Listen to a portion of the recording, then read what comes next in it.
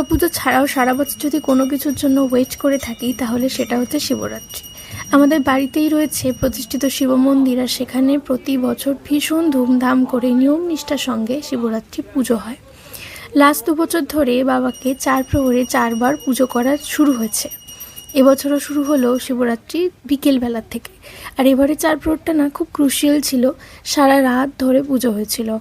প্রচণ্ড ঘুম, জল, তেষ্টা সব নিয়ে কিছু মনেই হচ্ছিল না কখন পুজোটা শেষ হয়ে গেল। এই যে বাবাকে আমরা 4 প্রহরে 4 বার পুজো করে সবার শেষে রাজবেশ পড়াই।